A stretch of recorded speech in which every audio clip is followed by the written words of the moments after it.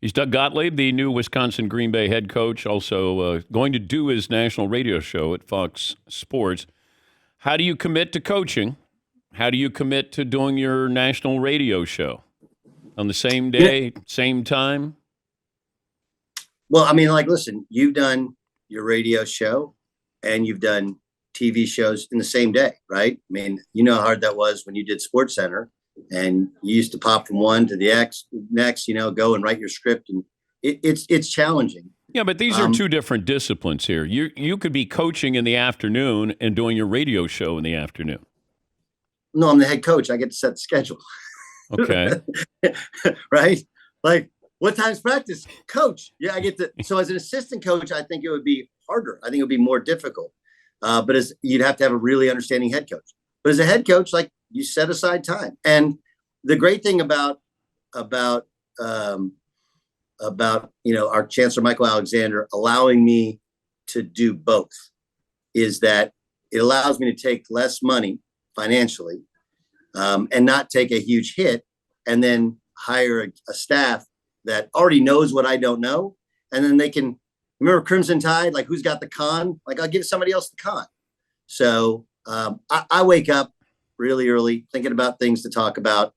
And I've already hired somebody who's assigned to me. Hey, man, you tell me where I need to be, when I need to be there.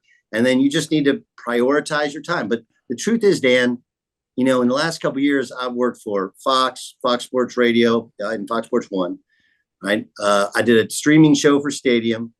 I had an AAU program in Southern California called Branch West. That's our legacy program.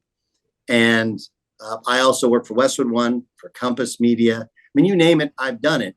So now I only have 2 jobs. I went from remember the Jamaicans on In Living Color? I got 6 jobs. I'm the butcher, the baker, the candlestick maker. Like, now I only have 2 jobs. So are there things you can't say on the air? Are there things that you can't? Yeah, but there's the same things I can't say on the air anyway. No, but you can't talk about, recruits. There's certain things you can't. Are we going to, how many times in the history of a Fox Sports radio show has anyone talked about recruits for Green Bay? No, recruits in general. Do we talk about college basketball at that granular level? Well, you might. No, I don't. Because I like we talk about what the most people want to listen about, right? But like Cooper Flagg, so today, Cooper Flagg's the number one player. Show. Cooper Flagg's the number one player going to Duke. Would you have been able to talk about Cooper Flagg on your radio show before he committed to Duke, or going forward? Are you allowed to do? I mean, these are just thoughts that I had when you're going to try to do both. Do you even know what you're allowed to and not allowed to talk about on your show? I'm not allowed to talk about recruitable student athletes that I want to recruit. Can't talk about. Okay. I can tell you right now, I'm not getting Cooper Flagg. He signed at Duke. He's going to be awesome. He's going to be amazing. Yeah. I can talk about Cooper Flagg all the time because you know what, Cooper Flagg. I mean, I'd love for him to come to Green Bay, but he ain't coming, Dan. He's not. What kind of NIL budget do you have? Good. Good. Needs to get better. But good. I mean, I am drinking my liquid death for a reason. And we're going to try and use I think it works great together. I think they're mutual promotional tools, right?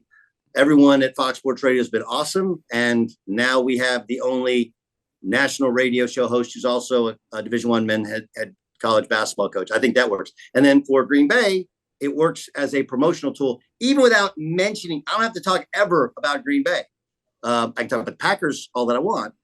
But I think you bring in some of our national sponsors. There's people that I have great relationships with nationally, people that want to be a part of this and what we're doing. And then, of course, going out in the community and anybody who Green Bay has touched at any point in time in their life, we want you to be around, but we also want to help raise money because no one's ever done it without players. And it doesn't mean you can just throw a bunch of money at kids and they're going to come and you're going to win. You don't want that. You want guys invested in being here for long term. But yeah, our NIL budget is good and it's going to get great. And we're going to go do all the right things it takes to raise the money and find the right players that will earn that money, not just be given that money.